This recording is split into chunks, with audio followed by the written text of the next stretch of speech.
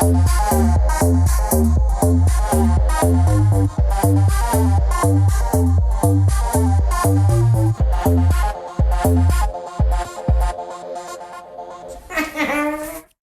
we on? We're on. Are we on Oh, look live? at you. I think so. Oh, Did I? it's fine. I'm just trying to make this better. Oh. 49 bottles of beer on the wall. Just It's kidding. super nice. Hi, guys. Hi, everyone. Hi, Shay. You're not really... It's fine. I'm just little. It's isn't. fine. It's there. There. It works. It's fine. I'm just... Oh, God. Hello. Jesus. Hi. Okay, welcome. You smell nice. I don't. You Do don't. I? Mm-mm. I don't. I'm just I have joking. BO. It's I have fine. BO today. I'm sorry. Did you rub your crystal on it? I didn't. No. Well, that's the problem. I'm so sorry. It's fine. Wow. Welcome to 30-ish. It's fine. I'm sorry. I just rubbed my stank on you. It's okay. You guys witnessed it live, or you didn't. So you didn't. snooze, you lose. Yeah, well, unless you rewind the tape, so. There's no rewind. Except there is. But Except it's that fine. you just, it's a swipe away. Yeah. Way easier than rewind. It is easier than rewind, but you can't pick your spots like you used to. You can't. No, you can't. Can't be picking your spots. Well, No. did you pick your, you picked your spot right here on 30-ish, so welcome. Here we are. Welcome to the podcast. Yep. I'm Brie. And I'm Shay. And here we are. How are you? I'm good. I'm like 3.5 margaritas deep, and I switched to vodka, so I'll see you So later. it's going to be, yeah, Brie's on the opposite end. This is my first. Yeah, but And it's as good, you though. can see, it's clear. It's clear as day. What are we drinking today? I'm just going to start. Yeah. We're drinking literally just soda and vodka, but not just any soda. It's pretty delicious, whatever the soda is. We're drinking, it's the Rocky Mountain Soda Company sodas. So Shay has a black cherry It's with a badger with a on badger on it. Where are they? Small batch made with cane sugar. Well, where are they out of? I think they're from Denver. Oh, nice. And then I'm drinking grape. And then we just put vodka in it because we're being just simple. Simple. Ladies. Oh, it's vegan cane sugar. Wow. It fucking better be. It better be. Yeah, but you know what we're missing today? What? Is some topo. Oh, I was running low, and I'm going to need that later she to was hydrate. low so on topo. it's fine. I'll be It's drinking okay. it later. Topo, if you want to send us a package of Topo Chicos. Yeah. You should just I know do you're that in watching general. right now. Yeah. They're on the live. There's I see a representative from Coke on here. It's great. Perfect. Sorry, we're not drinking Coca-Cola. Oh, you have a little moose on yours. That's cute. Oh, yeah. And they're nice colors. Coca-Cola They have a make nice gold lettering. It's so pretty. It's very old-fashioned. It's super old-fashioned. And it clinks like a You keep doing that whistle. like a Clinks whistle. like a whistle. Perfect. All right. Well, hi. We have a podcast. Well, you guys, like, What do we do? This is the last time that we're recording in this room. This is very nostalgic. Yeah, but we'll still be Will be. making, We'll this still little radio show in my little bedroom, like good middle schoolers do. Like exactly. 100%. Yeah, that's. Are you I gonna forgot miss, about that. You're gonna miss If These Walls Could Talk. Oh, I they know, actually they're can. Just gonna. rewind the tape. Rewind it. Just don't you Okay. forget. I already apologized for my segment, so there's What? that. Is it crimey? No, the fact that I'm just a little like, Oh, Yeah. little margarita. I'll get some water in me. I'll be fine. It's fine. This is. I only gave you 2 shots. But I also ate like that pound of salt with that ramen that I just Yeah, that'll help soak it up. something. You at least ate the ramen and a That is taco, true. right? I ate a little bitty baby taco for sure, and like some Little guac. teeny weeny, Just the itty baby. bitty Just a tiny taco. baby. Oops, it's fine. But anyway, what'd you roll today? Well, last week I rolled. If you want to be technical, whatever. Last week at the end of the show, I rolled a nostalgia pop culture because apparently that's what the universe really wants me to get out. Oh, that's right. Out there. Are you excited about your topic today? You know, I am. It's going to be silly and it's going to be weird. Mine is gonna be not great. so much silly, but it's good. I think it's good. It's gonna be. Wait, It's you rolled gonna be wild, so I'm assuming it's crime. I mean, it's a surprise. You rolled a wild card, right? Yeah. Okay. What is it always? Mine is wacky and Is it like a wacky inflatable Loony. balloon man? tiny and toony. What? Nice. It's not that wacky. It's a different kind of wacky. Fine. It's almost like mind-boggling wacky that you're like, what the Oh, I like that. All right, I'm into that. like what the fuck were we watching? Oh, even cooler. So it's a list of I love it. top things. Oh, and it's nostalgic, so Everyone likes a good it list. may or may not be about 90s shit.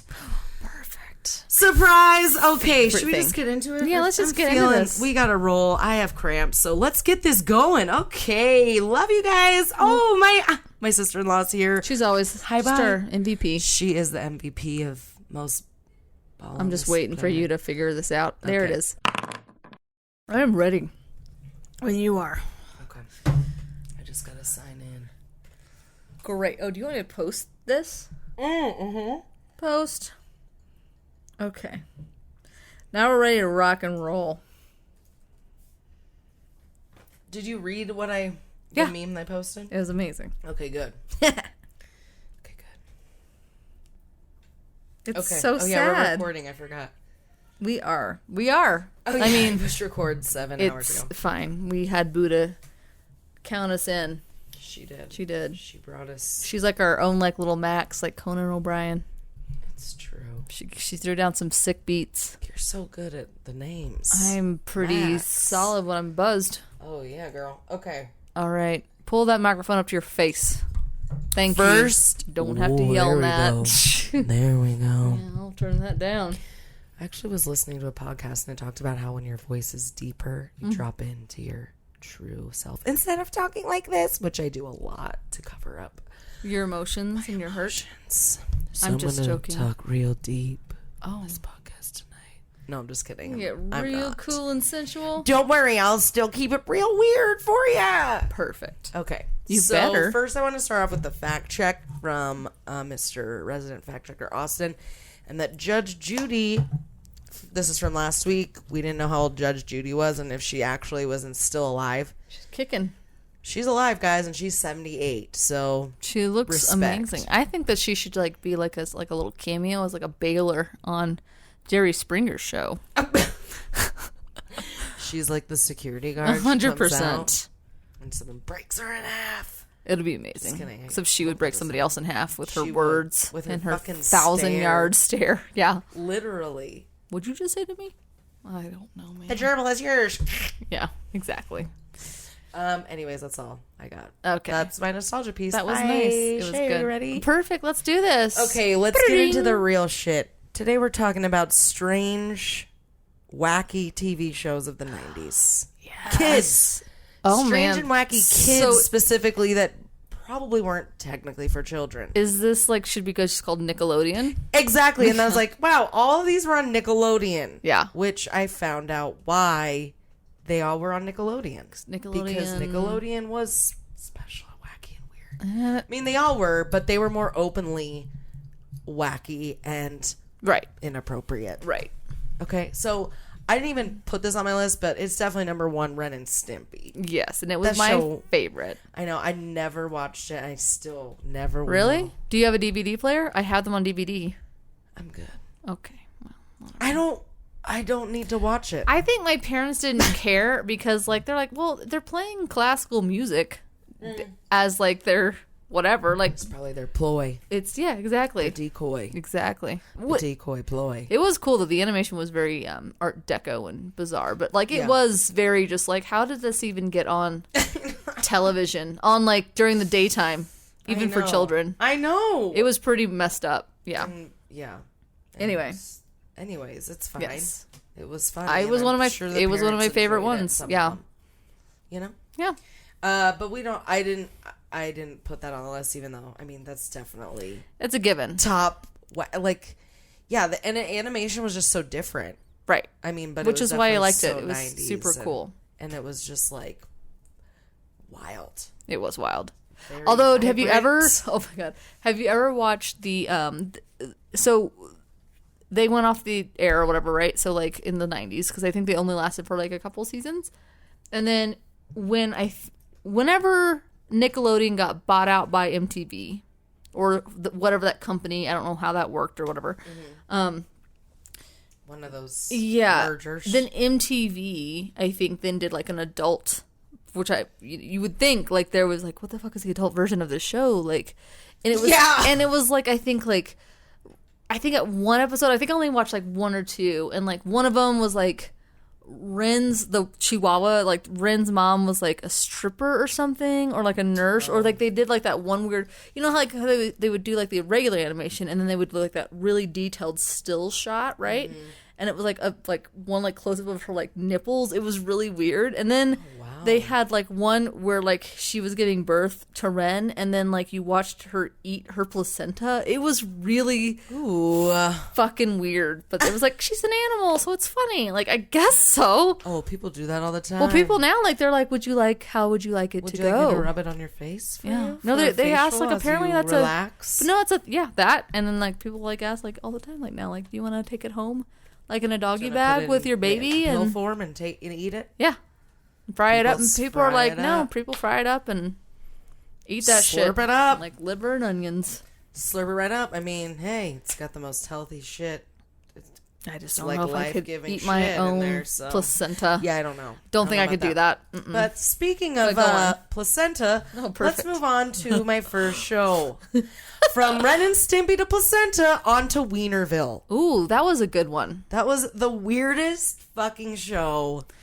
That one wasn't the weirdest, but it was the stick figure, right? It was the little stick. It was puppets. Yeah, and they were like little weird. They were weird ass like stick puppets, or they were like the dude, the like creator's head was on like little puppets. Yes, and then they would like wienerize people in the audience, usually the parents or the kids. And then they would become the little puppet people. Mm-hmm. Yes. Yes. And they would like get pies smacked in their face, I think. Yeah. I don't know. And it was called Wienerville. It was from 1993 to 1996. A short little run. Shocker. I thought it was shorter, so it lasted 2 seasons. Damn. So interesting. Is that where even though it was a very popular show, it had 3 Isn't that where holiday specials. The Stickly guy came? Like Stickly McStickly or whatever it was? I don't know. The fucking. Okay. I don't remember that dog though. The Boney the dog. Boney the that, dog. Like I'm pretty sure he had a cigarette in his mouth. I don't remember that. And he like kids loved him, but he hated kids. What? It was kind of like maybe I'm thinking. Yeah. Huh. He hated. Every single time. The cat was shutting off the lights again. Stop it. And she's like, one day we're gonna actually be talking about paranormal and like shit my pants. Like I'm gonna have to go change my underwear. I know. Good thing we haven't had it in a while. No. And she's like laying on the cords, like, yeah, the shit out of them. Stupid. Anyway. Okay, so Wienerville lasted 2 seasons. The kids went wild for this show. They loved it. There was an all-kid audience. I think I remember it was taped in Nickelodeon Studios. I think you talked about that. Right. I think I remember seeing this always like on the block or whatever. But like I was never a fan. No. Yeah. It literally didn't, like most of the shows, like especially the first season, didn't have it was like about nothing. Yeah, and then they had people from the audience get up and do weird things with like throwing pies in each other's faces. Right. But it was created by a man named Mark Wiener. Yes, apparently that's his real last name. Yep. Mark Wiener. And he had really buggy eyes and he kind of looked like he was, really tired all the time. Maybe had some late night benders. Maybe. A couple times. Maybe he didn't at all. Who knows? Yeah, who knows? But he looked a little rough around the edges. A little rough. Yeah, a little rough around the edges. But, he was a comedian and puppeteer. Yeah, hey, it worked for him on some level. Actually appeared regularly on season 6 of SNL from 81 to 82 with his own puppets, Rocco and Wendella. Wendella. Oh, okay. Yeah. So, didn't know that. Didn't know that started at all. on SNL, which was kind of like, didn't fucking Pee Wee Herman start on SNL? He did. So, well, he tried to get they're like, God damn it, No. adults don't think I'm funny. I'll be a weird kid puppeteter. He tried to get on SNL, but he never made it. Phil Hartman left Pee Wee Herman's show to get and he was like, I'm gonna go do SNL. Oh, okay. Yeah. But he tried to audition for SNL. But apparently Mark Weiner was better than Pee Wee Herman. So he was on there regularly for one season. Damn. All right. Well, good for him. Also, another claim to fame from Mr. Mark Weiner. He's the voice of Swiper the Fox and Map on Dora the Explorer. Really? Yeah. The Map? Yeah, the Map. Oh, I'm thinking of the Backpack, and I'm just thinking of the Backpack song. Backpack.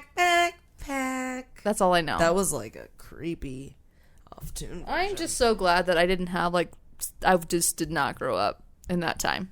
Yeah, I think maybe Austin watched a little Dora, or the kids I babysat would, and that's what it was. My cousin watched a lot of Dora, but she liked this thing called Wonder Pets, and I'm like, dude, these shows were fucking weird. Dude, Yo Gabba Gabba, don't. Yeah, there's some weird ass kids shows now too. Yeah, I was thinking about mixing that in, but I knew I was going to talk for too long. I had shit like Eureka's Castle and that shit was good. The Secret World of the Gnomes. Did you ever have that? Yes, David the Gnome. That was, and the very end, he just disappeared into the ethers. I was like, that was on Nickelodeon, but that was morning Nickelodeon, which was more tame. I watched that religiously. Oh yeah, and Eureka's Castle for sure. Yeah, it was good. I used to watch Gullah Gullah Island a lot. Those were good, wholesome Nickelodeon shows. It was a good one. It was a good time. Yeah. Everyone, again, I can go back to the Barney thing, but we don't have to talk about that. Oh, so Boney is a parody of Barney, basically. One of the puppets on the show. I get it. He was literally a dog. He was a dinosaur skeleton who's beloved by children and hates them. That's hilarious. And his theme song was, I'm Boney, leave me alone. Now get out of here. That was literally his theme song. Dude, who is this guy? And what a great time to be just a really bad writer, and they're like, we'll take anything, just come over here. Literally, yeah. I'll tell you later with that's amazing, another show. But awesome. It literally puts everything into perspective for why Nickelodeon had such off these are for children, right? They're like, we just they didn't give a fuck. We couldn't fill in the time slots. Yeah, the weirder the better. Right. Okay. So clearly with these shows, that's what it is.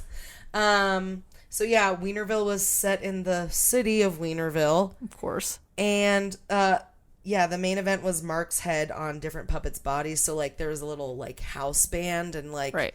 He had weird, blue dreadlock things, and he was, that sounds familiar. With the band. Yes. And then he had puppet friends. Yes, I remember that.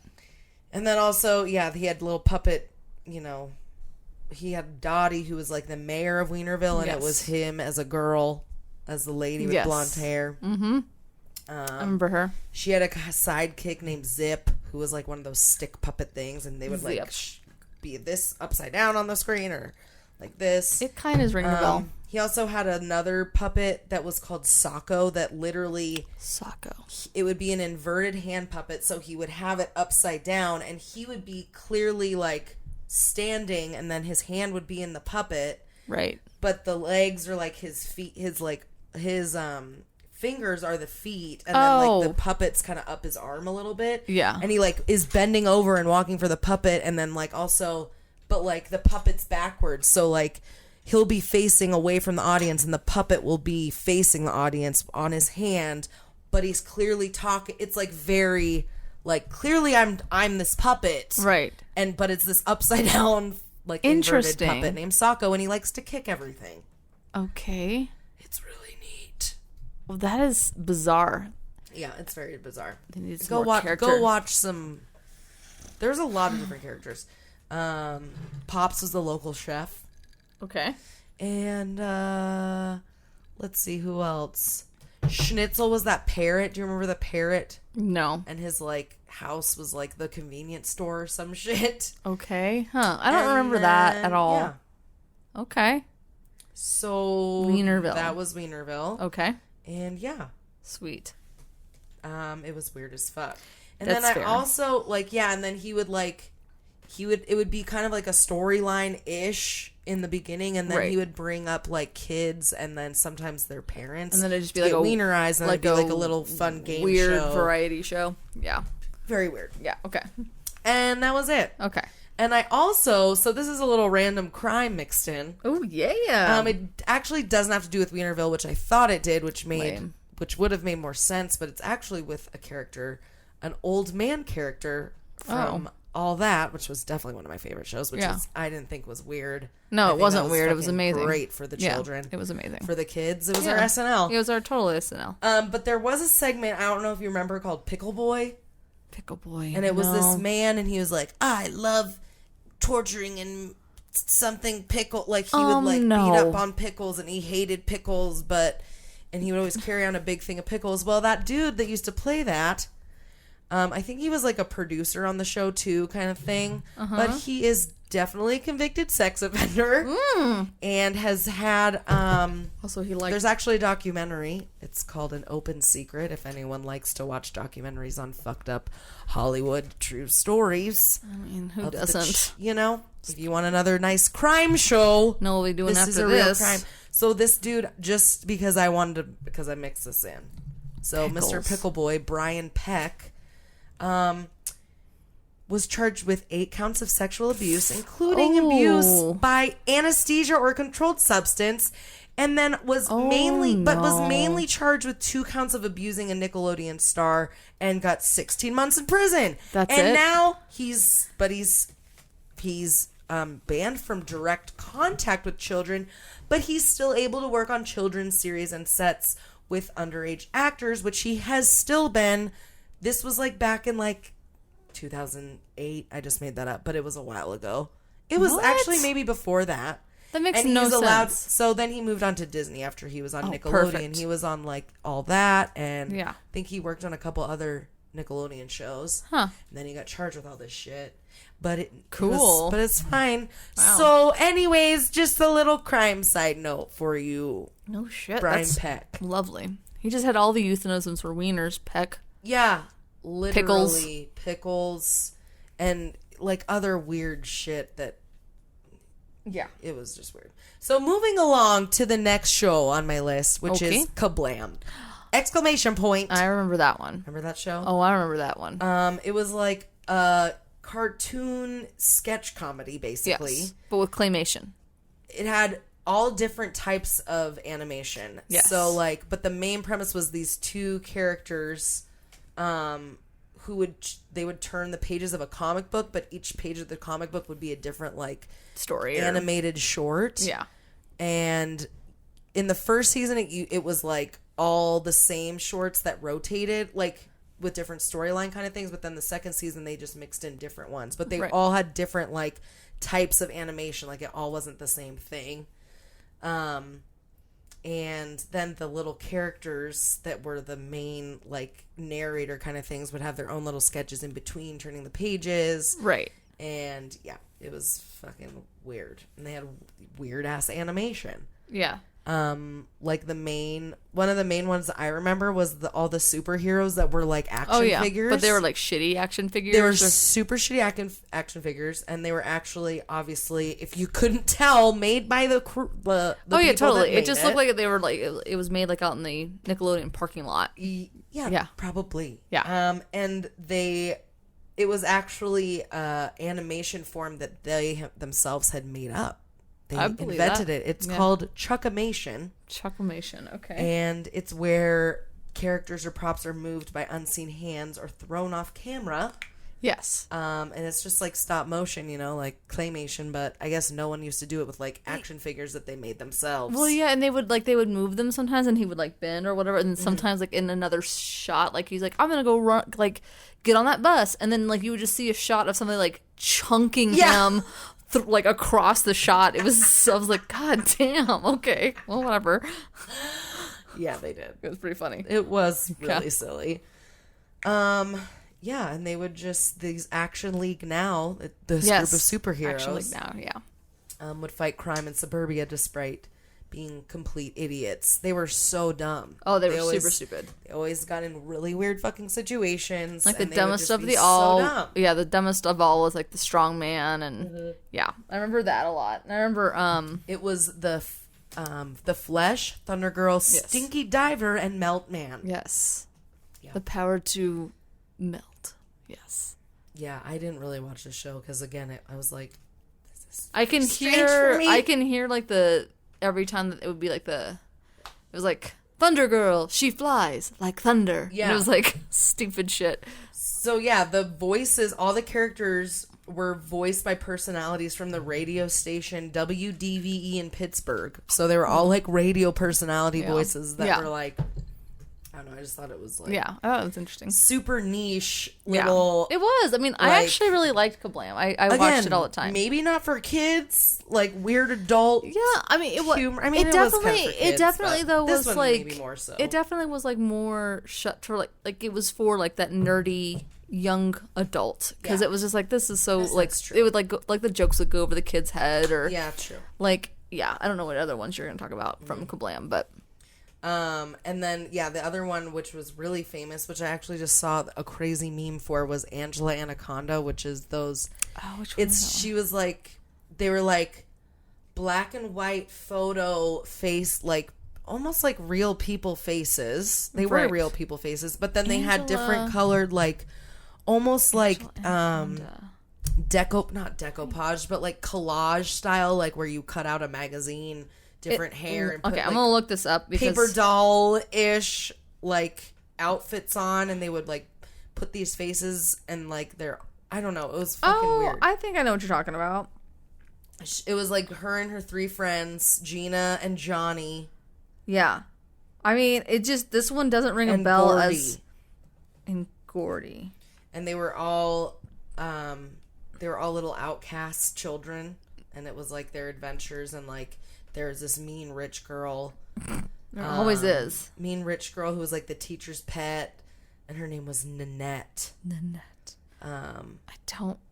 And that's what the fucking show was about, and it was really weird, creepy-ish animation. Oh, yes. I remember this, because so this stuff is like what? Wonder Pets. This was like the precursor before Wonder Pets, because it was really fucking weird, and I didn't watch this segment ever because it freaked me out. It scared the shit out of me. Yeah, it was really strange. Yeah, I didn't like it.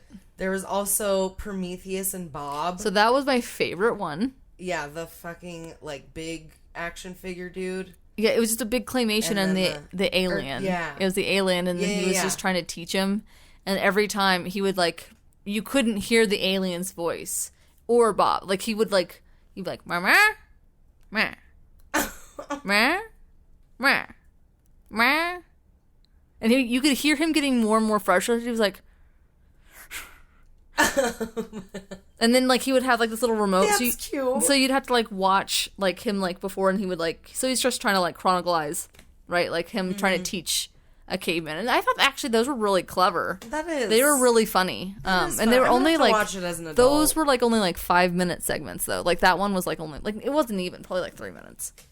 That one I thought was the best one. Yeah, But again, like it wasn't funny for kids. It was like, and it wasn't dirty humor. It was just like weird. It was just really strange. It just weirded me out. It definitely would have been like something that would have been better placed for like in Adult Swim if it had existed at the time. Which it didn't. No, it was probably on like late night. Oh, that's right, at Late Snack. I forgot about Late Snack. Snick. Yeah, no, it was like, or there was. I thought there was something like, I think there was a block like that, like Late Snack or something like that. Oh, I know, but there was Snick was different.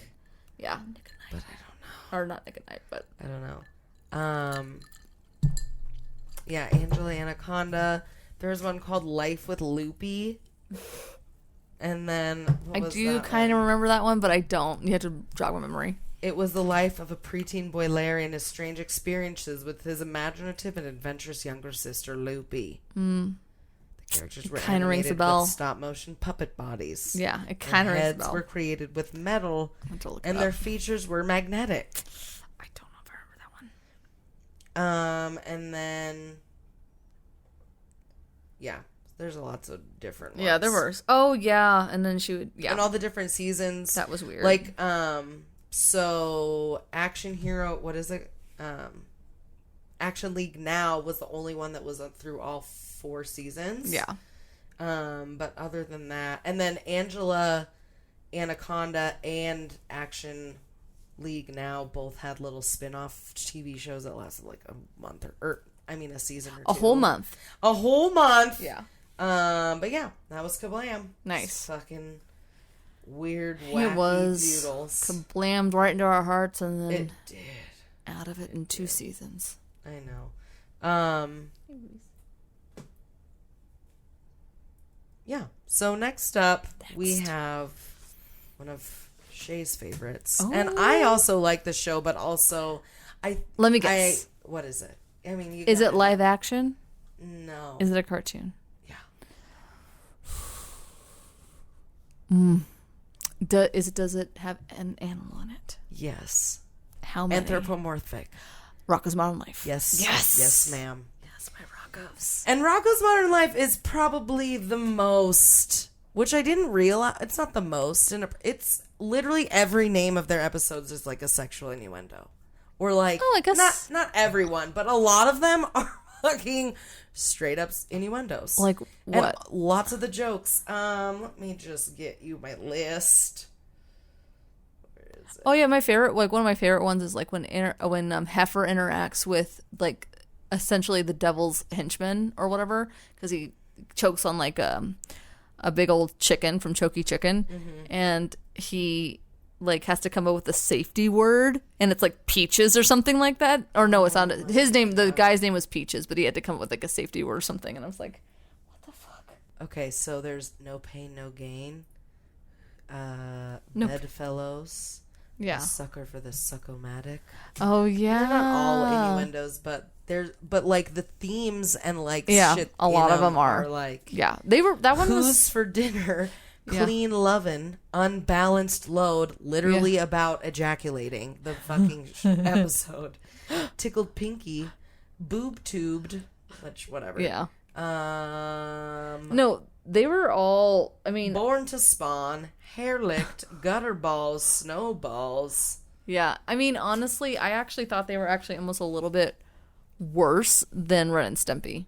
To be real with you, Ren and Stimpy was just kind of gross, but like, the animation was so much more like graphic or and something. It was just graphic and weird. Rocko's Modern Life was a little more approachable in the animation, right? It was just kind of twisted and weird, but like, it wasn't. But Rocko's Modern Life, I think, was a little bit more clever with their jokes. Oh, it was. Yeah, and I'll tell you why. So, basically, Rocko's Modern Life, if you don't remember, centers around the surreal life of an anthropomorphic Australian immigrant wallaby named Rocko and his friends, an eccentric steer heifer wolf, a neurotic turtle Filbert, and Rocko's faithful dog Spunky. Jizz, little Spunky, aka Jizz Dog. Just kidding. It is set in the fictional town of O-Town. You know it. Orgasm. And throughout its run, the show was controversial for its adult humor, including double entendre, innuendo, and satirical social commentary, similar to Ren and Stimpy, but probably a little more just like, here it is. Yeah. So the creator, Joe Murray, didn't actually want to make cartoons at all. He was trying to get some other show to, I think it was like a stop action show. Oh, cool. To come into fruition, but it didn't really work out for him. Until some lady was like, dude, Nickelodeon literally takes any ideas. Right. They're not a normal cartoon kind of show. You can just do whatever the fuck you want. Literally. So he found out that basically Nickelodeon's attitude was different than regular TV, he says in an interview, and that they were like making their own rules. Right. And Murray even stated like he didn't write for children, which the executives were fine with. So then he got a children's show. Sweet. Perfect. Another little random fun fact before we get into the sexual innuendos within the show. Some of my favorites that I found. Rocko originally was colored yellow. Really? But his color was changed when the toy merchandising company that they were going to use didn't want to market another yellow toy because they already were, I'm assuming, Big Bird. I don't know. Yeah. There he is. So then they changed him beige. And then after the show aired, the company was like, we do not want to represent your show. So basically they changed his color for no reason, but he looks way better beige anyway. Heifer was yellow. Yeah. So it's fine. That's stupid. So that was kind of a fun, but honestly, he's fun fact. Cuter beige because he looks like an actual wallaby. He does. Not that wallabies are beige; they're brown, but like whatever. You know, it's fine. It's fine. Also, another sad fact. No. On November 1992, 2 months prior to the production of season 1 of Rocko's Modern Life, Murray's first wife committed suicide. Oh, well, that is very sad. He often blamed his wife's suicide on the show being picked up. And he said, it's always been an awful connection because I look at Rocco as such a positive in my life. But then his wife committed suicide after. Oh, my God. Which I thought was pretty sad. That's very sad. And, yeah. So just thought I'd bring that party down real quick. That's nice. Poor lady. Crime.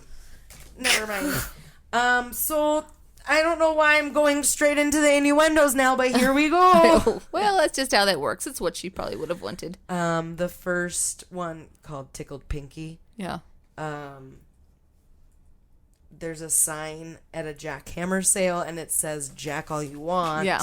And it's basically there's lots of innuendos about masturbation. In that one. It's good. There's one called Flu Innuenza, and basically the title is basically like I mean, it's influenza. Yeah. Innuendo. Anyways, one of the doctor's names is Dr. Ned Crophiliac. Love it. Crow-Philiac. I love it. The character is not only seen smoking, but he also dies on screen when he I don't know why I said that part.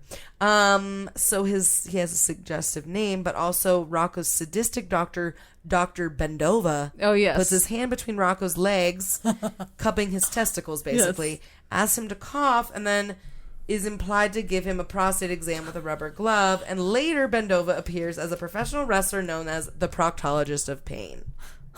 That's right. And that. There's lots of ball jokes in that one. Mm-hmm. There's one called Who's for Dinner, one of my favorites. And Heifer's grandfather mistakes Rocco for a beaver and says, I can smell a beaver from 30 miles away. A reference to the vagina. What kind of fucking vagina also, well, the vagina. Beaver. Well, a hippie's vagina, maybe you can smell from 30 miles away. But, like, people always, it's smelling, whatever. Yeah. Oh, I guess we go. I mean, it's clearly an innuendo. Yes, it is. For the vagine. It is, but I'm just like, that is a very smelly vagine. But well, yes. Hopefully you can't smell anyone's beaver from 30 miles away. I mean, let's hope not. There are animals, though. He's a fucking heifer. He's a fucking cow. Who? The heifer's grandfather. No, he's not. His grandfather's a wolf. Oh. That's what's so funny, because he's being raised by wolves, but he's a cow. Oh, sorry. I forgot about that little fun fact. I'm sorry. So they can even smell more. He's a fucking wolf. Exactly. That's what's... Okay. Anyways, got it. After Rock... Okay, so you he had could good smell parents. a beaver from like 50 miles away, bitch. So yes. He's a wolf. So he's a wolf. He's a fucking wolf. Motherfucking wolf. Wolf motherfuckers. So also... After Rocco inadvertently drives Heifer away from the house, Grandpa Wolf says, I say we eat the beaver, which is an obvious reference to eating. Yes, thank pussy. You. Eat the vagine. Eat it. Eat it. If you don't, just fucking eat it, okay? Just eat it up. Just slurp it up. Anyways, when Heifer finds a tombstone, which he believed was his father's, he knows, as the engraving says, here lies a big wet cat. A wet ass pussy. Whop, whop, whop. Okay? For the children, okay? It's just big wings. Wet cat. Wings and pizza. They probably just had so much fun putting so many innuendos right, in this child's show. I bet you they probably just did like it. They're like, let's just see what happens. Let's see if it'll pass. Well, they're like, yes, we love this. We're Nickelodeon. And Disney, they were just like creepily you can't do that. doing it. Like, yeah. We'll just make the fucking mermaid castle a dick. And then the fucking priest is going to have a boner. And then there'll be sex in the clouds and Lion King. And then, there'll be a naked lady picture and rescuers. The rescuers down under. Is there a naked lady picture in Rescuers Down Under? No, not in Down Under. In just the regular rescuers. There is? There's a little porn picture. Where? Like when? It's like in a shot when they're like in like an apartment or something, or in their steamboat or whatever. I forget. Well, she's in the in her mansion. It's like a big old. Yeah, I forget. Southern like steamboat. Oh, yeah, so it's probably in there. Yeah, somewhere, but there's a naked lady. I hated that movie. That one scared me too. I did like Rescuers Down Under. I didn't like that that's one. I liked innuendo. I liked Rescuers Down Under. And if you're not rescuing her down under, you better eat it. Okay. Anyways, Jesus Christ. Just so aggressive. Anyways, getting back to the show. So another one, Schnitheads. Schnitheads. That's called Schnitheads. I don't remember that. Rocco asks Heifer, "Is that a sausage in your pocket?" Gotcha. Which is an obvious reference to an erection. Yes. Obviously. And then when discussing how to save Heifer from the cult, Filbert tells Rocco that sausages are very seductive. Your wiener, Rocco! Yes. Rocco, your wallaby wiener. Yeah. And Heifer loves... Heifer's always, like, trying to get fucking Rocco to, like, do some shit. Right? What? No, Heifer's not. Well, Heifer's just a big dumb idiot. No, the lady. I'm talking about the lady.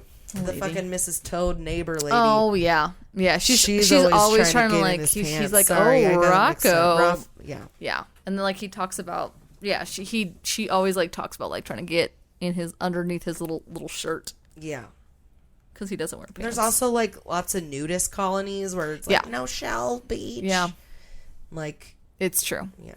It's funny. It's good stuff. There's literally a list online Get yourself a Paramount prescription and go watch that shit. Silly.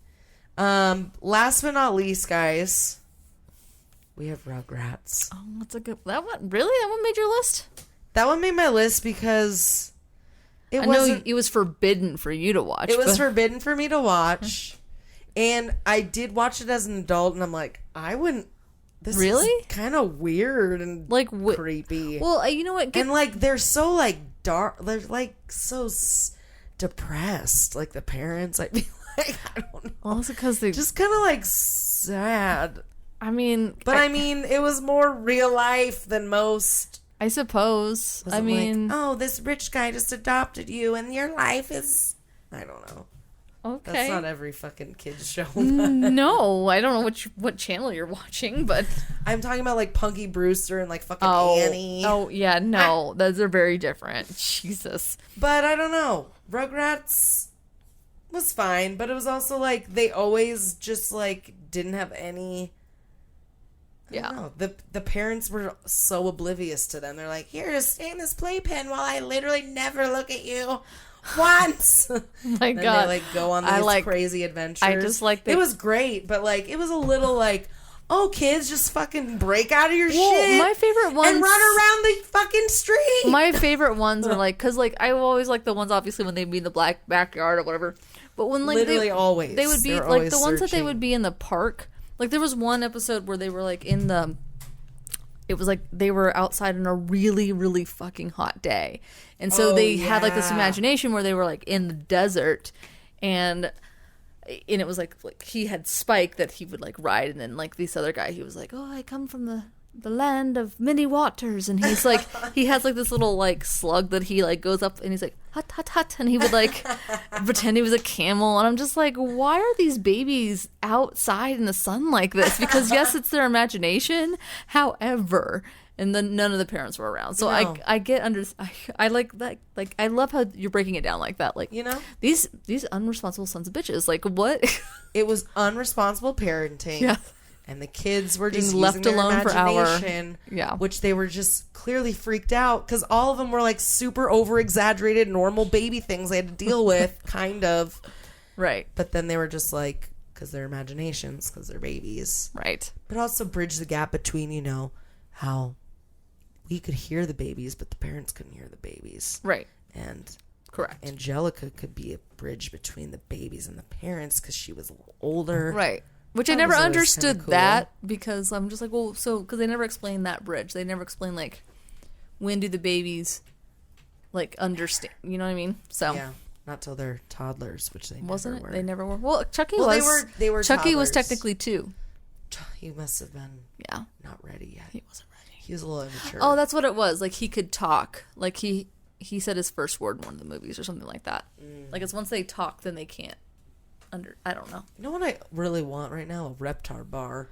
God damn. Did you ever have a Reptar bar? Or they just look good? They just look good. I never Was there any? There probably was at one point. I bet you anything that they merchandise the shit out of that. They should bring them back. We should bring them back. We should bring them back. That'd Shay, be amazing. we're fucking chocolatiers, basically. I mean, we kind of are. Can we make Reptar truffles? We could. We just can for an event. I bet you we can find a Reptar mold.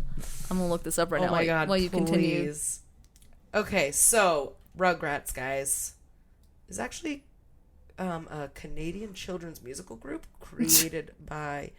Are you being serious? 1983. Actually, yeah, it was. Oh, okay. It was a children's music group, too. Wow, all right. This was before the actual show. But anyways, let's get on to the actual Rugrats, which is the show that aired from 1991 to 2004. Okay. Fun fact about Rugrats, it aired the same day as Doug and the Ren and Stimpy Show, one of the three first Nicktoons, if you will. And was actually canceled after 2 seasons in 1994. I didn't know that. And then the reruns were so popular that they brought the show back, and then they had the show till 2004. Damn, look at you, Rugrats, showing people that that's like Family Guy. Really? Yeah, they got canceled. Is that why it was so weird at first? At first, yeah, and then it got canceled, and then the fans actually brought it back, and they're still running. So Schitt's Creek. Hell yeah. Too, kind of. I mean, not really. Hell no. yeah. It wasn't anyway. So, that's a little fun fact. That's a good Rugrats again, life and exaggerated times of babies who seem to do whatever the fuck they wanted because literally their parents. I love that you're just still we're kind just of like, we're going to run errands literally all the time. Holy Here, Grandpa, you watch all the fucking children. We're getting that. $90? We're not getting that. Oh, it would be worth it for a freaking Reptar bar? Is there one in there? There's can we 2. Make more than 2 at a time? Nope, there's just 2. And it's $90. We are going to find it. We can write it off as like a business expense. I guess that's true. All right, we made 2 Reptar bars today. We have 2 available every week. That's hilarious. Seasonal flavors. That's amazing. So back to Rugrats. So basically a lot of the show too was like I said, it was just like baby shit, but then like they made it so it was just so exaggerated with the imaginations, and like it was also kind of scary. Like they were always really scared. Yeah. Like they were always like, Tommy, something crazy is happening, you know? The only one Tommy was he was always like the leader. He was the fearless leader. Yes, of the group. he was, but everyone else was always like, oh, like remember the one with the fucking clown toy? Oh, fuck that shit. I didn't like that. That was one. like the scariest one. And then also like, oh, you accidentally swallowed a watermelon seed? Yeah. Well, this fucking watermelon's gonna grow inside you. It's true. Well, it's just like that is how scary for a child. I thought that was really gonna happen. But that was like the magic school bus too, and then they disproved it.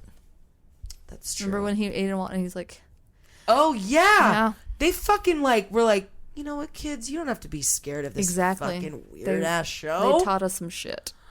Good job, Ralphie. Yeah, good old Ralphie. Was he the one that... No, I think they went inside Arnold. Oh, because he's... And they made a poop Ralphie, joke. They went inside him. Yeah, because he was sick. Yeah. Okay. Oh, they made a poop joke. They made a poop joke in that one. But it was a tasteful poop joke. It was, because they're just like, well, there's one way we can go out. I don't like the sound of that. And like, yeah... That is dirty, Miss Frizzle. Yeah, it's true. They couldn't do that with the Frizz. No way. No way. Cruising on down Main Street. Such a good show. Okay. So, let's just talk about a couple of the Rugrats episodes just for funsies. There's the first episode of all time. That one was the weird. First episode where the whole Tommy first season Pickles was weird. goes to the great white thing, which is the toilet, because he sees his grandpa go to the bathroom all the time. So the show's about... I thought the first one was his birthday. It's like when he turned 1. Well, I don't think that was the first one. I think I only just remember it because the animation was real weird and kind of crappy. That is one I noted. Yeah. Because Stu and Dee Dee strive to make Tommy's first birthday a memorable one. And they do. Mm-hmm. Well, there was always 2 episodes in each show, so it could have been you know what true. I mean? Yeah. Also, this was the one which it literally, once I read this, I was like, oh my god, maybe this is why I did this, is Tommy wants to eat dog food so that he can be just like Spike, and eventually all the other Rugrats are super keen to the idea too. Right. And I was like, that's probably why I fucking want to eat dog Maybe, yeah. 1,000%. Because I was like, I love my dog more than anything in the whole world. I just want to be a dog. And I literally pretended to be a dog a lot. I would I'm fence sure myself I did. in. Oh, I didn't do that. My God. Actually, that was when I was a horse, not when I was a dog. Because you couldn't I would be just free. walk around the house. I was an indoor dog. Oh, gotcha. What, did you walk on all outdoor. fours? Oh, yeah. Yeah, totally. I mean, on my knees and my forward. Have you ever seen those people that pretend they're horses? Yeah, and I did. And they gallop like with their whole 4 legs. No, but I've seen those people like that live like that in some weird fucking island, and oh, I didn't know about this or horse maybe it's island. just this one lady. It could be. She literally walks on all her hands and knees, and she like gallops around. Yeah, and then she like leaps over shit and stuff. Yeah, and it's like, you're an incredible human. Yeah, it's actually kind of amazing to be real with you. I'm like, oh my. It is. That takes a lot. It does. So there's also an episode where Tommy is being mistaken for the son of a millionaire, Ronald Thump. I think I remember that one. Tommy is kidnapped by some thugs, Bob and Mike. That's right. And the thieves soon find that kidnapping Tommy is more trouble than they thought it would be. Because he's a he's a ravenous he's a ravenous baby, wild child. Oh my God. And so yeah, that's Rugrats. I liked pretty fucking. It just, I mean, Rocko's Modern Life definitely fucking takes the cake for being like, this is the best one. It was my favorite Wienerville one. Also is just like, like I said, I didn't watch that one. You're a weird man, and do you need to take a rest? Probably. Do you need to stop bendering yourself every night? He's just like going on wild benders all the time. He's like, so much cocaine. The show can't write itself. Right. You're like, you're right, sir. And then you hear about people like fucking Brian Peck, who fucking was a producer on a couple shows, and which is just makes the 90s and Nickelodeon a dangerous place. It's a devil's playground. They're drinking the devil's juice over there. Jesus. Anyways, we love you, Nickelodeon. Thanks for raising us to be. We were just your little latchkey kids. Yes, we were. And sometimes I was just grounded for watching Nickelodeon. I was not. That was sometimes the only thing I could watch when I was grounded. Perfect. Yeah. Well, that was nice. Yeah, you get to feel like a not so sheltered child. It's true. But you know what? That makes you precious. Yeah, something. All right, well, moving along. We're going to move it along. Little lady. Here we go. Here we go. I bet it's gluten-free, too. Oh, it's so gluten-free. So gluten-free. All right. Yeah, I'm just going to drink this. Oh, yeah, go for it. I'm not going to because I need to get some papaya. Tums rum. I need to get some papaya. All right. Ready for this? What'd you just say? You need to get to the pie? I need to get papaya. It's like a natural Tums. Enzyme. Yeah, it's nice. Do you ever use charcoal? You know, I don't.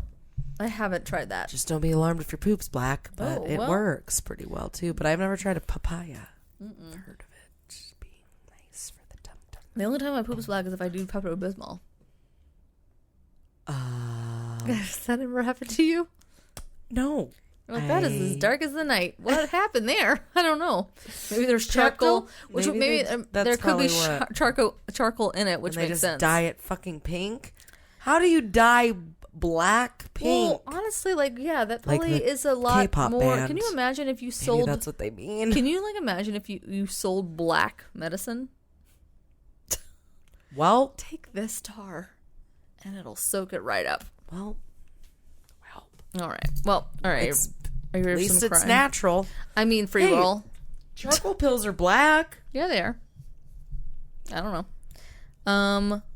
Charcoal. They're real. They don't dye them pink. Maybe. So it doesn't scare you as bad. I guess so. Who knows? All right. You ready for some free roll or whatever? Yeah. That's not crime. It's crime. It's crime. It's not crime. It's crime. It's crime. It's not crime. It's crime. So I just haphazardly, because my Netflix was like, you binged this whole murdery whatever genre that we had of our category. Would you like this next one? Yeah. So I was watching Heist. It's a brand new series. Yeah, I was watching Heist. Have you watched it yet? No, but I just saw it trailer yesterday. Yeah. So there's 3 stories, and I'm doing it on one of these stories. Oh, there's 3 stories within that.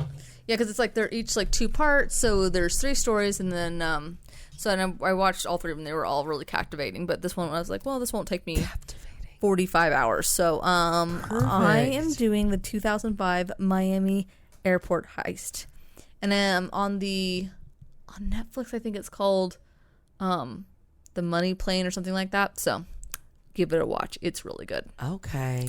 It's pretty wild. So let's see. So we begin with Carl's Monzon, and I'm probably saying all these names wrong, so I already apologize. He had come from Cuba, just looking for a better life in Miami, and for the most part, he was just your plain run-of-the-mill, law-abiding citizen. Very clean record. He just, again, was like, well, you can't do anything in Cuba. Like, you can work your ass off, and you're still at the bottom of the pile of shit. Perfect. So I'm gonna go to America, where the streets are paved. Little did he know. El Dorado. Correct. He was incorrect. So he was married and just trying to start a family with his wife. Living that American dream. So sadly, they had like a really rough time with that. His wife suffered 2 miscarriages. The last one actually ended with her essentially miscarrying her. Their daughter was 7 months old, and like she just died in utero, so she had to deliver her and everything. So they were 7 months. Yeah, she was 7 months, and she just was just like something felt wrong, and so she went in. And they were just like, yeah, you have to deliver the baby, and she's already gone. So they were devastated, and but for whatever reason, and this is what it says in the series. They wanted to adopt really quickly because they didn't want anyone to know that they had lost another baby. So I don't know if it's like maybe a pride thing within their family or something like that. Like they would just felt maybe she just felt ashamed that she just couldn't. That's so keep sad that you would. Oh my god. Right. So they're just like, we need to their goal was just to adopt a baby very, very quickly, and they had already set up the room and everything else. So they wanted just to fill that space. All they wanted was a child. So they look up an adoption agency in Russia. Not sure why in Russia, but whatever. They'll never know. We'll never know. And I'm also like thinking like, I don't know if adoption agencies are like, but I mean like, I don't know, like this is gonna sound horrible, but I just like, how are you gonna find a Hispanic kid in Russia? Like, do you know what I mean? Like, why would you think to go to Russia? Exactly. But I mean, I don't know how adoption agencies work. Like, do they? I mean, I'm sure they do. They probably have like different, whatever. But anyway, ethnicities everywhere. I just don't know why you wouldn't just look in Mexico or just go right to the where to the source. Your ethnicity is prominent. But anyway, maybe they thought it would be cheaper. I don't know. Who knows? So they look at the adoption agency. They clearly were like, this will be fine if we just pretend that if we just adopt someone really quick and we just never pretend. Babe, I've heard of a thing called a mail order bride. Like maybe it's the same thing with kids. So well, pretty much sounds like it. Yeah. So hashtag human trafficking. They just put them right on that plane. Not always. But so they were kind of shocked when they saw the price tag. It was $30,000. And as a driver for United Rentals, and that's they do they rent out all kinds of shit. So girl, I call United Rentals all the goddamn time. You're friends with Tony or Troy or whatever his name is. Yeah, just in general, not this guy. This guy's name is Carl's with an S. Wow. I don't know why, but that's just that's his name. I don't know. I don't even know why I said I don't know why. But anyway, so he was a driver for United Rentals. And he was never going to be able to afford that kind of price tag on a kid anytime soon. So, but I mean, I would have shot my shot, and I would have been like, do you guys have a bargain bin, or maybe a kid with one arm? I don't know. I just would have shot my shot. Fuck it. If you were that desperate, there's got to be somebody that. Anyway, yeah. But they didn't do that because they're better people than I am. So whatever. That's good. Maybe you should never adopt. I probably shouldn't do that. Anyway, or maybe you should. I would give a great little life to a one-eyed Jose. Whatever. Well, it doesn't have to be named Jose. It could be Mildred. I don't care. Whatever. Gertrude. Whatever. You can rename the kids. I think. I don't think you can. I don't think you can either. You can. Because actually I sat in with like depends on how old they are. Yeah, I mean, well, because I think what are we talking about? Because my cousin, he adopted how old is she? I always forget. I want to say she's like 4 or 5. And they can't, like, we were present like when they were adopting her, like in the like they did a big Zoom because it was during COVID, and they asked like, you know, do you want to keep her name and all that kind of stuff. So you could, like, even when because they're legally yours at that point. So which is interesting. Anyway, I just had some fun facts about that. Beat you to it, Austin. Okay. Wow. Okay. Anyway, where are we? Okay, so he's stumped. He has no idea how he's going to get that kind of cash until his phone rings. Now, side note, I did read, like, with some other sources that this call that he got happened before her second miscarriage. So whether maybe he was, like, maybe this call came and when I tell you, and, like, the opportunity was kind of there and he was, like, just going to think about it. But there's kind of some discrepancy, like, did it happen before or after the miscarriage? But anyway, in the documentary, he emphasizes, like, no, we just really wanted a kid and everything else. So, like, and this is why he did it. So, anyway, or at least that's how it was edited. So, anyway, so his homeboy calls, and I believe his name is, yikes, Olano Diaz. I'm probably saying that wrong, so I already apologize. Worst Hispanic ever. Who worked as a Brinks security guard at Miami International Airport. And he revealed that he was helping out with a cash transport of up to $100 million at work. So maybe he could just simply walk on up and just pocket a few bills. Easy peasy. Real quick. Yeah. Real fucking quick. Right. Oh, you were asking. I thought you were like saying like a side note. Sorry. Oh. You're like real quick. Nope, I was just quoting a Drake song. Oh, copy that. Okay. I was like, why did you look at me? Am I supposed to say something? I was like, I thought you were like, I was like, I'm not going to say the next word because it's not a word I'm allowed to say. That's fair. Okay, so so Diaz, the only reason why Diaz wasn't interested was because he didn't want to rob his own employer. I mean, like, what if he wanted to transfer, like, into a different branch in a couple of years? Yeah, but like, I'll tell you everything you that would do. look really bad. So, but you do it because he essentially was like, it's Want just to help us, friend, right? Like this is just too easy, and like if I'm not going to do it, somebody should do it. So, even though you're literally the only one that's going to be, yeah, pretty much real smart cookies. Yeah. So, yeah. So he breaks it down for Carl's, giving him a step-by-step in their process from their like day to day, right? So every day, a jet from Frankfurt lands at the airport carrying bricks of $50 and $100 bills in bags. The shipments were from Germany's second largest bank and averaged between $80 million to $100 million per flight, give or take. So this shit happens all the fucking time. I need to get in on it. Right? So Brinks. What? Yeah. What? Brinks employed Diaz and a few other guards to escort the bills from the tarmac to a warehouse at the airport perimeter to clear customs. The guards would then examine the bags for tampering, for tears, and would drive them in armored cars to the Miami branch of the Federal Reserve, about 4 miles away. So the whole process took about 2 hours. He took about 2 hours. Then he added the guards didn't close the doors to the warehouse where they stored the money because there's no air conditioning, and the count didn't happen inside a cage like it should. So they were just like doing it all like in pure view. Like you could be like people would probably like just regular people were just driving by this like whatever hangar, and like they're just like you could like look over and they're like just fucking dicking around, just, making it rain. Yeah, 100%. But they're just like it's really hot, so we can't close the doors. So that's fucking real dumb on their part. Really stupid. So there was no armed guard, and the warehouse had a door that faced the street. Again, perfect for a getaway.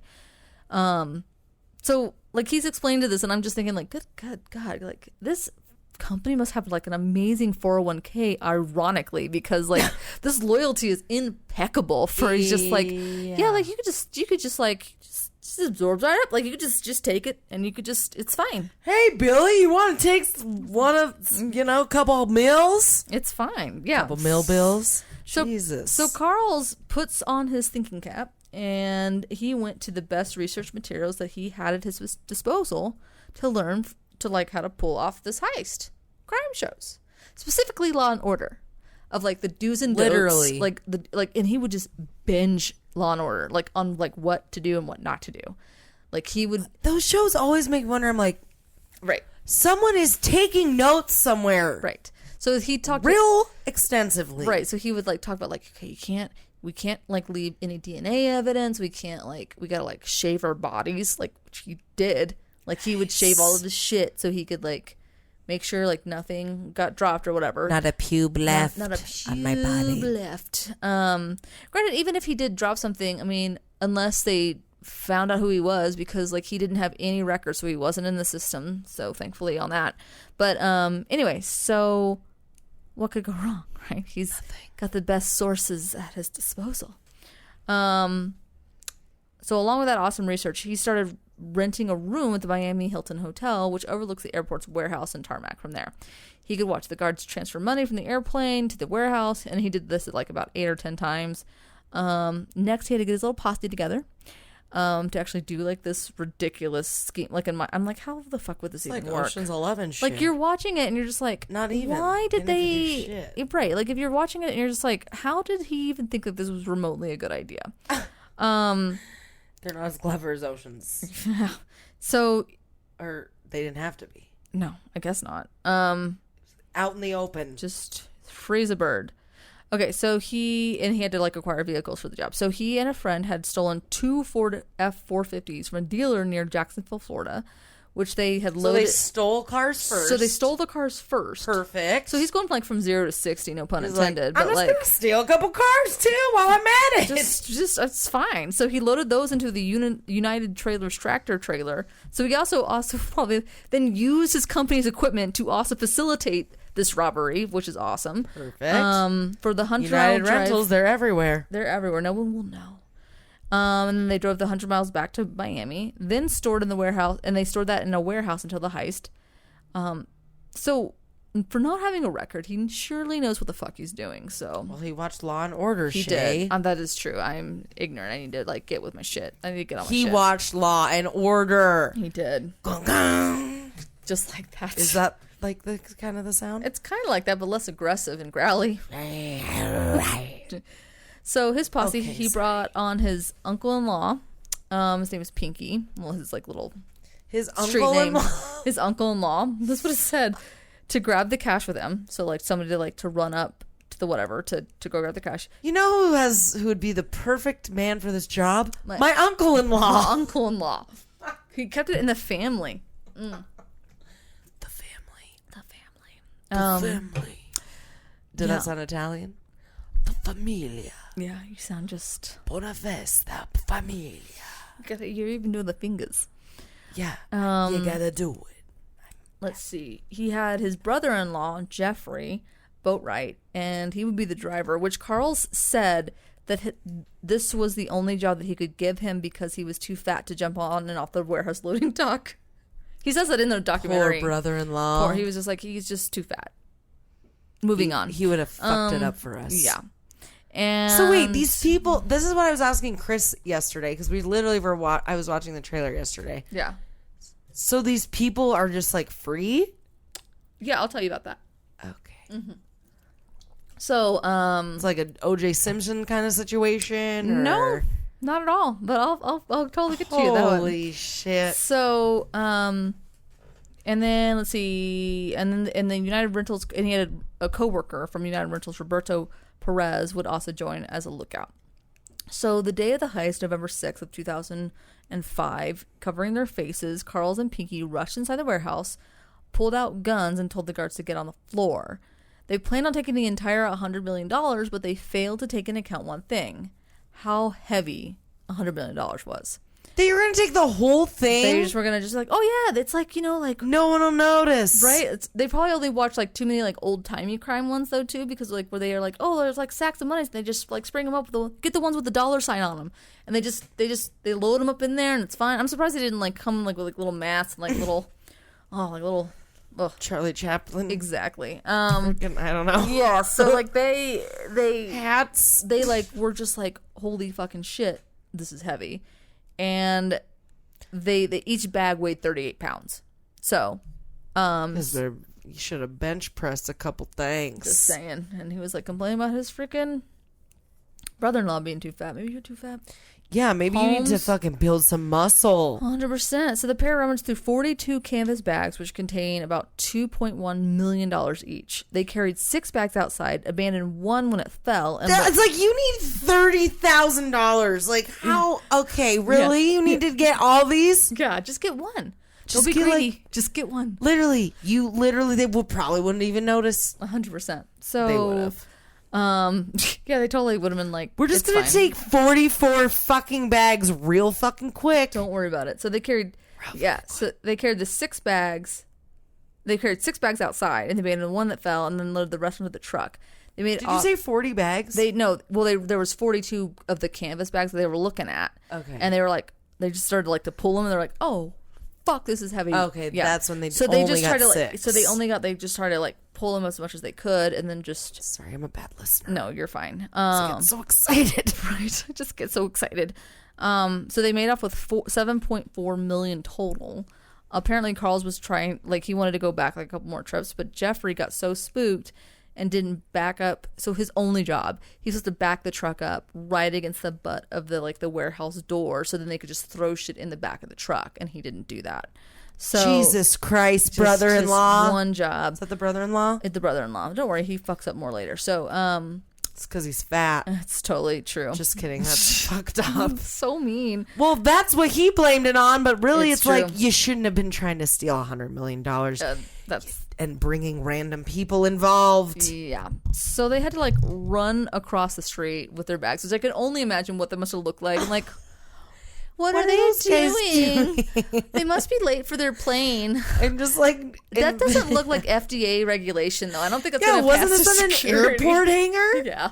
Well, it's like, I think it's like, like when you go, it's like not. It's like like where you go, like you can see like when you go down DIA, right? Mm-hmm. And you see like an entrance ramp that says like personnel only, where you can go, and it's probably like where all the cargo entrances are. So I bet you it was something like that in Miami, but maybe you can see it from the public view. I don't know how big Miami's airport is, so. But even if you're working there, you're like, what the fuck are these dudes doing sprinting out of a fucking with a hangar with bags on? Yeah. So all of that took place 42 pounds of something. Yeah, all of that took place like within like 2 minutes, because they knew that once like they had the guards get on the floor, quick. Like they had to go real fucking quick. So they only had like 2 minutes, and they pretty much said like, if you're not in the truck after those 2 minutes are up, like we're leaving your ass. So, bye. So so they took off after they got what they could get in the truck, and after they arrived at the next getaway once they got their junk in the trunk, they transferred the money to plastic bags, and then they later moved to Carl's personal car. The 2 stolen cars they had used earlier, they just lit on fire. As you do. I don't know why that was so funny. Well, because I was like, well, what else are we gonna do? It's something like in movies, but to this day, that nobody ever found those cars. So Carl said like he paid someone very well to get rid of them, and so. Well, I mean, they had $7 million fucking dollars when they needed 30,000, so hopefully he paid somebody, right? So a couple of days after the robbery, Carl stopped feeling like as nervous and untrusting. No one knew that he was involved in the heist, which made national news, and he started feeling like kind of pumped up and a lot better. I forgot to mention what his wife's name, is Cinnamon. So he said Cinnamon to at a strip club. I don't think so. If you look at her, she's not. I mean, she's a pretty lady, but she's not stripper material. You know what I mean? Okay. So, but she looks very sweet. Her real name is Cinnamon? That's what it says, yeah. Maybe she's a hippie child. Maybe her mom craved a lot of cinnamon sticks or something when she was pregnant with her. I don't know. Anyway, so, but the paprika, let's see. That's very true. So he said Cinnamon 2 had begun. The name of the child of Salt and Pepper and Blue's Clues. That is true, which is hilarious. So he said Cinnamon 2 had begun to feel less angry and disbelieving that her husband had pulled off a massive crime. Dog? Just kidding. I'm sorry, Cinnamon. You're a beautiful woman. You're a beautiful lady. So beauty and grace. Totally. So he stashed most of his $1.6 million cut on his family's property in Homestead, a rural area halfway between Miami and Florida, mostly in the attic, and buried it in like PVC halfway pipes. Between what? It was halfway between Miami and the Florida Keys. Sorry, I just said Florida area, so that was my fault. I said, yeah. So, I was like, wait. What? What does that mean? I don't even know what that means. It's just because I was like, is it Fort Pierce, Florida? Because right? We were there. I was just Maybe there really is some money over there. So, there is. There's. I'm going to find it. You are. So buried treasure. Totally. So he put it in the attic and buried it in PVC pipes. So meanwhile, investigators were left. Wait, that's what he did? Yeah, because he read, I'm sorry, he saw probably movies or something. He was reading, like, if you bury it, it's going to disintegrate because of the humidity in, like, the soils and stuff. So it was going to eat the money away. So he was like, he shoved it in PVC pipes. So, smart. Yeah, I have a lot of those around. Savvy motherfuckers.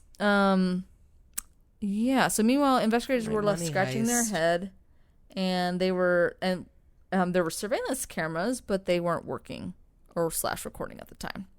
So the guards at the airport had few clues to offer authorities. They were all jacking each other off. They were just... The security cameras didn't work at this time. I went to go take a poop, and they were all on the ground. I didn't understand what was happening. I didn't see these men sprinting across the airfield with bags. I didn't understand what was happening. Just that they had to go. Yeah, let's see. So, yeah, the FBI Special Agent Alex Pereza believed that one of the warehouse supervisors was involved, so he thought it was like an inside job. There was no proof. So the FBI offered a $150,000 reward, so more than enough to pay for that child, maybe 2. But I have 7 million, motherfucker. So it's fine, for information about the perpetrators, and kept digging within the security guard circle. Meanwhile, Carl's had other shit to worry about other than the FBI at the moment, because his brother-in-law, the driver, Fatty McFuckfuck, apparently was not keeping with the keep a low profile plan. He apparently was blowing through money from buying a car in cash to just plain flaunting the cash, and it was reported that he blew $1.4 million on jewelry, drugs, alcohol, prostitutes, and nights at strip clubs.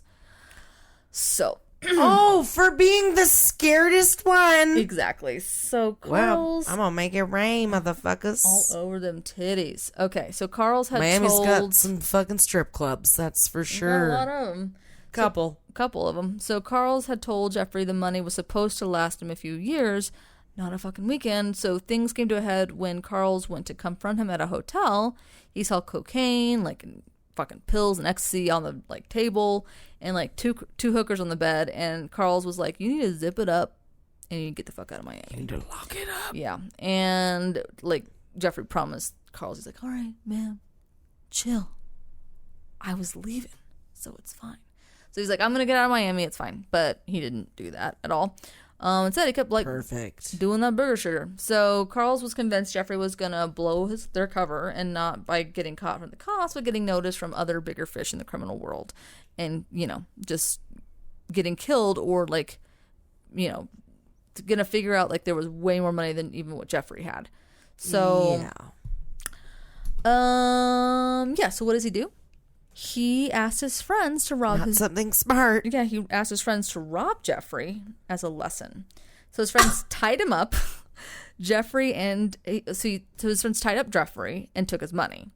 Weirdly, didn't teach him jack shit. Because Carl's just figured like just get all the money off of him, and that way he can't spend it, so he'll just stop getting in trouble. But somehow he went back to his old vices, so he must have had some more somewhere. I don't know where he was getting it, and neither did Carl's. So in December of 2005, so a month like after all this had happened, after the robbery, a gang, another setup from Carl's, so a second kidnapping set up by his by his brother-in-law, abducted Jeffrey outside the Gold Rush strip club in downtown Miami and set a ransom for $1 million, which Carl's quote-unquote paid, which essentially he gave the just so that because they were like doing him a favor, essentially. Mm-hmm. He gave him the money, and then he was going to take the rest of that money that he had and just like kind of keep it safe from Jeffrey and just give it to him when he, you know, just to keep a lid on it, but still give him what he was doing. Stop being such a fucking obvious motherfucker. Right. I'm trying to get away with this fucking robbery. Yeah. We all are. So when Jeffrey arrived at the hospital, he was beaten pretty badly. He had his fingernails torn off by pliers. Woo! And wouldn't you? Oh my God. It's pretty bad. And I think in like, I don't know, like I didn't read anything about it, but like in the show, you kind of see like the kidnappers, quote unquote, fuck him with his ear with a screwdriver. So I don't know what they were doing, but I don't even know what they were putting it in his an ear head. infection. Oh, for sure. If not, maybe some brain damage or some. That's more than a lobotomy. That's probably the equivalent. Probably. That helped. Disgusting. Okay, so then Science. So yeah, but wouldn't you believe it? That still didn't stop him. So Mr. Nubby Fingers went back to the casinos a little bit later, and like Carl was like, I don't know where the fuck he's hiding this money because I thought I cleaned him out. So he's just like, he must be really, really good at hiding this shit. So, and on February 16th of 2006, he was back at the Gold Rush when two women lured him out of the club and into an SUV in the parking lot. Once inside, two men got in and hit Jeffrey on the head with the butt of a pistol and then tied his shirt over his face. All right. This one, Carl said, like, I had nothing to do with this one. So, and he was pretty fed up at this point. So, okay, so around the same time, like, all this was all happening. Carl's. Right. So, around the same time that all this was happening, the FBI gained authority to do a wiretap on Carl's phone because they figured out, like, this has got to be they were just essentially just doing like a bread trail, and they figured out it was Diaz that was probably the one that was the insider in the end, you know. So they're like, okay, we can hack into Carl's phone here. So see what's going on. They did that, and instead of getting what they thought was going to be details of like the robbery, of like maybe him talking about it was something completely different. Instead, they overheard him in some negotiations with the kidnappers, the actually real kidnappers this time, and they were like, we want money, and Carl was like, yeah, no, I'm good. You can kill him, and you would be doing me a favor. Pretty much was what he said. Like, that's almost verbatim what he said. Wow. He's like, I'm good. You can keep him, and I'm going to keep my millions of dollars. And my life will be happy. And it will be fine. That's really special. And I like, the kidnappers were like, what the fuck? What do we do now? Like, this is kind of like a big deal. So they called actually Carl's wife, which was Cinnamon, which was Jeffrey's always knows best. Right? So Jeffrey's sister. So and like they even like so Cinnamon and like Jeffrey's mom and even the grandmother were like begged Carl's to like you got to reconsider, you have to save like him and everything else, and you got to pay the ransom. So the parents named the daughter Cinnamon and the son Jeffrey. Yeah, kind of got the raw end of the stick there. Perfect. Anyways, yeah. So think about that. Also, that's fucking ridiculous. Right. So again, like they just like hounded him, like you have to like he's our brother, like you have to do this, and he was like, fine. So he's like, okay, but here's the deal. I'm gonna meet the kidnappers face to face. This is all happening like the FBI is like now like kind of surveillancing him, like just in a van and just kind of following him at his every move because they're like, well, what the fuck is going on? Yeah. So he is, yeah. So he's just like, all right, fine. I want to meet them, and like, and I just want to see them face to face. I will get the money and I will give it, and we can do a handoff or whatever. But the truth was, like, he had no intention of paying them with money. Instead, he was going to pay with bullets. Oh, I just imagine it was some awful Law and Order episode that he watched, and he was just like, I'm going to pay them with the bullets of my vengeance. And then the commercial break. Yeah. So Boom. on his way, so like again, the cops are listening to this. But on his way to his doctor's office, I guess for his wife, Carl's was like stopped by the police and promptly arrested because they just didn't want anything to happen, right? So they didn't want anyone getting killed or anything like that. That's good. So he was reluctant at first to help FBI to locate his brother-in-law, but after he found out that he would be held responsible for Jeffrey's death if anything were to happen, He stayed on the phone with the kidnappers until they located and arrested everyone, including Jeffrey, at a Miami hotel. And like all of the kidnappers pleaded guilty, and then they were sentenced to 7 to 35 years each. 7 to 35 years. Yeah, it's vague. It's very like a vague. So like, because I think there was pretty good, we'll give you 7. But if you're not, right. So there was like, I think there was 4 of them, and I didn't get each of their. Is that just to appease the like other people? Like 7 to 35 years, which I never really understood that. So I think it's just. Like, I know you get like good time and shit, but I think it's like it must be like a minimum of 7 years. But then like if you. But so I guess 7 is like you're eligible for probation is my guess. Oh, okay. So that's my guess. I don't know the law system. So let's see. The other accomplices, because it doesn't make any sense. Exactly. So the other accomplices in the robbery were also apprehended. So their sentences were as follows. So you had Diaz, the one that was the Brinks security guard, and he got 16 years. That's it. And then you had Jeffrey, who got a whopping 13 years. You had Pinky, who got 11 years, and Roberto got 6 years. And actually, Cinnamon got some time. She got 3 years because she claimed that she knew nothing about it, but the police were like, bitch, Cinnamon. You lying. Yeah. But you're spicy, ain't you? But I think she got it after the fact, like that she didn't turn them in, like, at all. So, you know, like, if she had called, like, right when she saw the money, she probably would have gotten in trouble. So, wow. As for Carl's himself, he agreed to a plea deal of 17 years, but ultimately 6 years were taken off for his cooperation, and he was freed in 2016. So he maybe served like 10 years. He served about 10 years. That's it for doing that. Meanwhile, if you abuse a child, just 16 months. Yeah, so yay, but America. If you fucking pull some blinders over some people, I mean, obviously they stole a lot of money. Yeah, that's true. Anyway, shit's crazy. And the money? So Carl's led the FBI to 1.2 he had hidden, but that was all the FBI would recover to this day. So there's still $6 million unaccounted for. The other men involved in the robbery said they spent their loot. So, but that still doesn't add up to me, because if Jeffrey spent his loot, then yeah, like obviously that is just in the Miami system or whatever. Mm-hmm. But yeah, so the end. Wow. I tried to do that really, really fast. Crazy. So it was a good one. I really highly recommend watching it, because it was just a wild ride, and it was just really well done. And the other two on there are pretty fucking crazy. Oh like, my God. There was the first one that talks about like sex magic. It's crazy. It's like, ooh. Talks about like, yeah, like when you have an orgasm, that's like the most powerful energy you can have, and it just gets released into the universe. So we would harbor that energy, and then they stole a bunch of money. Those guys did steal a bunch of money too, but you should watch it. It's that one's a crazy story. That's Looney Tunes.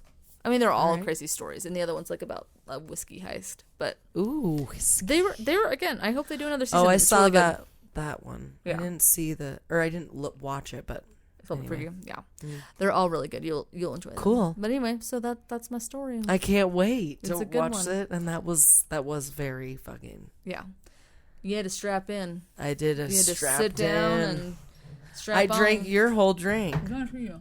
Drank most of your drink.